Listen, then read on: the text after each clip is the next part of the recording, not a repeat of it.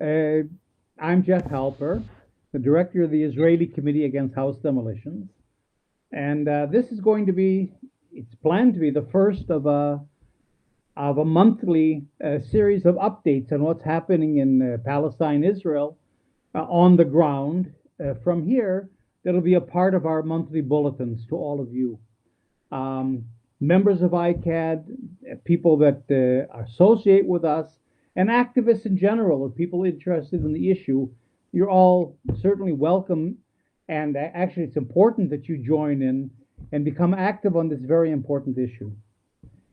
What's happening now, of course, we don't have time to get into everything. This is supposed to be a short update. Um, is obviously a whole upheaval, both in Israeli society and in consequence, I guess, in Palestinian society, certainly in the occupied territory. You know, in a way, they're not connected because Israel sees itself as a self-contained unit. Israel is Israel. It's a liberal European state. It's a democracy, and it's focused on Europe and the United States with its back, including with a wall, of course, to the Palestinians and the wider Middle East. It does not see itself, certainly, as a part of the Middle East in any way. And so, uh, you know, we have our own internal Israeli discussions about democracy. And what's happening in Israel is very interesting because it's happening in Europe and the US as well. And that is this real push of international right wing organizations to really change the international landscape in terms of right wing politics. What I mean is, you've got groups like the Federalist Society in the United States, the Cato Institute in the United States, certainly American evangelicals, um, together with all kinds of groups in Europe, the Brexit people, in a way, certainly Le Pen, the very right wing circles in Poland and Hungary around Orban, the Visegrad group, as it's called, of Austria, Meloni in Italy, and they're all connected. They're not separate sorts of things. And there's a very concerted campaign um, led by European and American right wing organizations to change the whole face of democracy, basically, in the world and to pursue a right wing agenda. And Israel's become very caught up in that. In fact, Netanyahu and his people are really leaders in this effort. And so what's happened in Israel is that with the new government that only came in 3 months ago, the Netanyahu government with these right wing extremists like Ben Gvir, who's the head of the police, and Bezalel Smotrich, who really runs the civil administration, the government of the West Bank, and other right wing people in the Likud party and so on. There's been a real push to try to push this right wing agenda onto Israel, and that is what's called judicial reform, which is completely changing the democratic regime in Israel to the degree that Israelis, again, as a self contained unit, see Israel as a democracy, a liberal European democracy.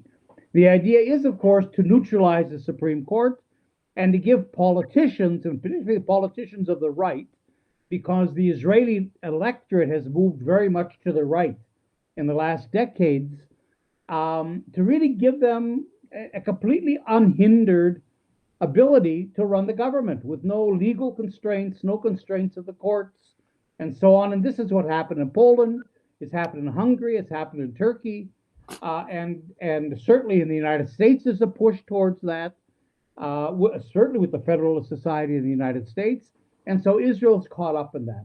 What it's done is it's created a huge fracture in Israeli society because according to the polls, 60 to 70% of Israelis, when that includes maybe up to half almost of the people that vote for the Likud, for Netanyahu's party, are opposed to this change in the democratic system within Israel. That's brought hundreds of thousands of people out in the street. And what's important from our point of view isn't that in particular, but that even though the focus is on democracy and on Israel, they can't avoid the issue of, well, how can you really be an occupation, a democracy with an occupation? I mean, how, and so what's happening also, we're in Ramadan now, and with the new extreme Netanyahu government with Ben Gvir and Smotrich, there's a heightened uh, um, repression of Palestinians in the occupied territory. We see it on the Al-Aqsa Mosque. We see it with the rise in demolitions on the ground. We see it in the rise of killings of Palestinians and of settlement expansion. Smotrich, who again runs the civil administration, which is the governance of the West Bank, that decides on settlements and land expropriation and demolitions and so on, announced this week that the civil administration will double the Israeli settler population in the West Bank in the next, at least in the next 10 years, if not before then. So Israel is in a process of mopping up. It believes it's defeated the Palestinians. They're disorganized. The Palestinian Authority, of course, has become a collaborationist regime with Israel. So there's no pushback in any way.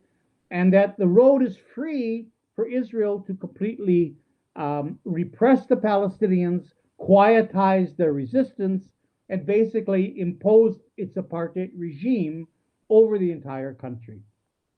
So even though we haven't succeeded over these years in ending the occupation or liberating Palestinians or Palestine, or getting to any kind of political arrangement like a two-state solution, or what ICAHD supports is a one-state, a one democratic state political program.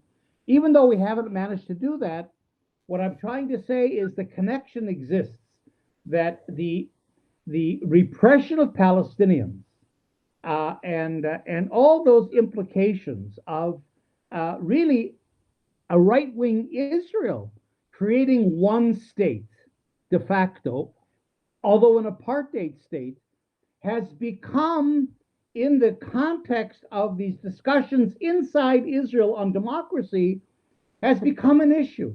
Because as people just begin to sort of think about democracy, they're hit. Even the people that are on the right wing, that are trying to defend these judicial reforms and talk about democracy, they're also hit with this contradiction between Israel as a democracy and an apartheid regime that's extending and really nailing down its permanent presence over millions of Palestinians.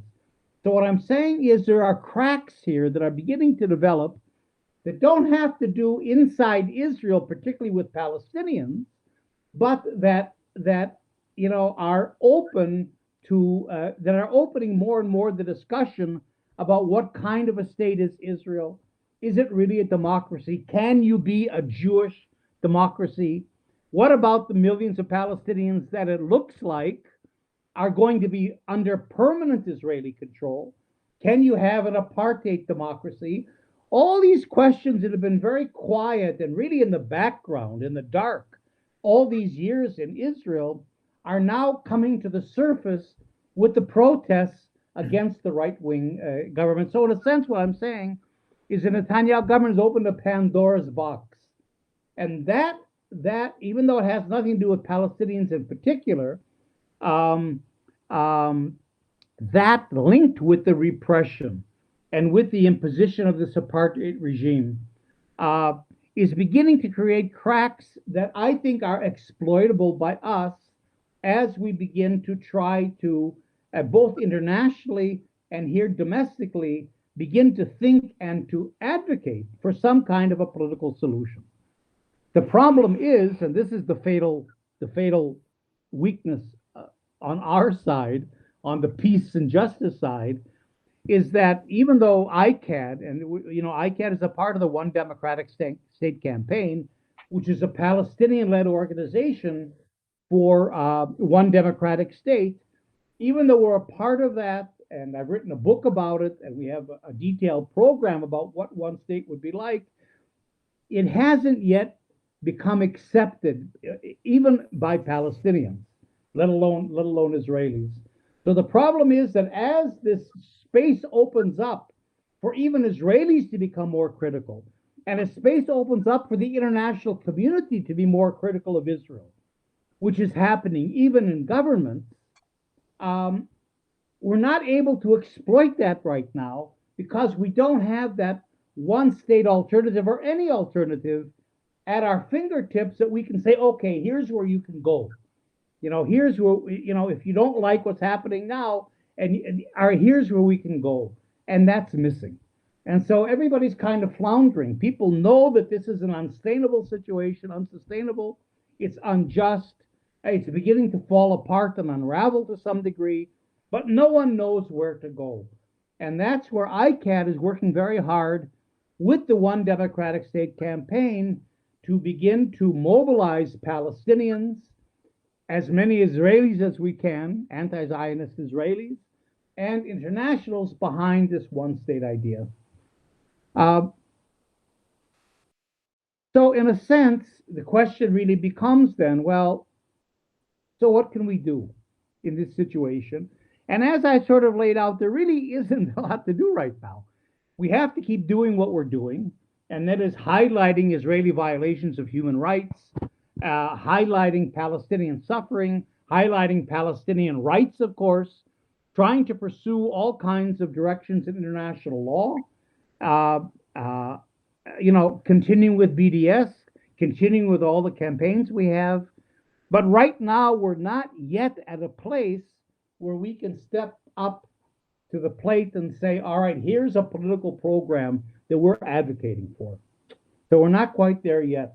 So one thing we'll have to do that I think is important in the absence of a political program is to begin to push the UN more, and the Palestinian authorities actually called for this, to set up an international protection force for Palestinians in the occupied territory, in the West Bank and Gaza, and East Jerusalem, actually, which is really important because the Palestinians need to get that space. They need a space to get themselves together, to be able to come together behind a political program. But that's very hard for them to do under the pressure of Israeli apartheid, the Israeli army, demolitions, the police, and Smotrich, and so on. So a protection force would not only protect Palestinians from this increased Israeli repression, but at the same time, it would also give them that political space in order to be able to sort of come together around a political program. So that's that's in a sense, where I see where we are today. There's a lot of fronts and there's a lot of campaigns and a lot of issues and so on. I would encourage you all, especially those of you that aren't members of ICAHD, to look at our website, ICAHD.org, ICAHD.org, the International Committee Against the Israeli Committee Against House Demolitions, a website, because we have a tremendous amount of resources on the website. Publications and maps and films and articles and updates, current updates of what's happening on the ground. It's a very rich resource that you should all use in your political work. So I'll leave it at that for the month of April, and